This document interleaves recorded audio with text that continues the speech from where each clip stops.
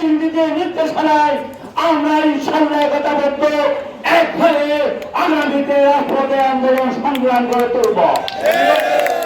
আমার নেতা তারেক রহমান যে নির্দেশনা দিয়েছেন সেই নির্দেশনা মোতাবেক বান্দরবানকে আমরা আগামীতে সম্মিলিতভাবে সকলে মিলে এই বান্দরবান জেলাকে বিএনপির ঘাঁটি হিসেবে রূপান্তরিত করবো ইনশাআল্লাহ। আওয়ামী লীগের দোষরা যারা বিএনপিকে পদে পদে মঙ্গলীয় হয়রানি হচ্ছে তাদেরকে ইনশাআল্লাহ আমরা বিচারের কার্যকর করাবো। আমরা প্রত্যেককে বান্দরবানের মাটিতে তাদের বিচার হবে ইনশাআল্লাহ। আমরা কাউকে ছেড়ে দেব না। আমরা সকলে একতাবদ্ধ হিসেবে ইনশাআল্লাহ বান্দরবানকে আরো সংগঠিত করব। সেই ৩১ দফা কর্মসূচি বাস্তবায়নের লক্ষ্যে সারা বাংলাদেশের ন্যায় বান্দরবান জেলাকে আমরা তারেক জিয়ার নির্দেশনায় ৩১ দফাকে বাস্তবায়ন করার জন্য আমরা যেখানে থাকি না কেন সেখান থেকে তার ৩১ দফা কর্মসূচি বাস্তবায়ন করার জন্য কাজ করে যাব। আমার নেতা জনাব তারেক রহমান নির্দেশনা দিয়েছেন অন্ন, বস্ত্র, বাসস্থান, শিক্ষা, চিকিৎসা থেকে শুরু করে সর্বপর্যায়ে সারা বাংলাদেশকে একটি সুসংগঠিত এবং সুন্দর ও সুচারু সংগঠন হিসেবে বাংলাদেশে প্রতিষ্ঠিত করবে।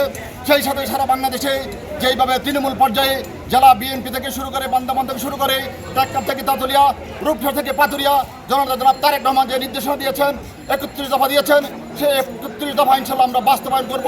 সেই সাথে আমরা বান্দরবান জেলা বিএনপির পক্ষ থেকে জনাব তারেক রহমানকে এবং বিএনপির কেন্দ্রীয় নির্বাহী আজকে স্বাগত অংশ হিসেবে বান্দরবান জেলা থেকে যে আনন্দ র্যালি মিছিল হয়েছে, আমরা বান্দরবানের জনগণ, বান্দরবানের আপময় জনগণ দল মত নির্বিশেষে তাদেরকে ঐক্য করার জন্য বান্দরবানের ৩০০ আসন সংসদ থেকে আগামী নির্বাচনে তারেক রহমানকে উপহার দেওয়ার জন্য আমরা আপনারা শক্ত থাকুন, আপনারা প্রতিবাদ করতে শিখুন, না হয় বান্দরবানকে আমরা ঠিক মতো পরিচালনা করতে পারবো না।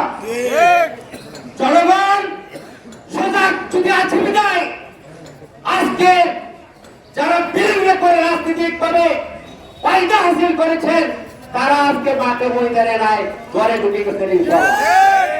আগামীতে থাকবেন কে?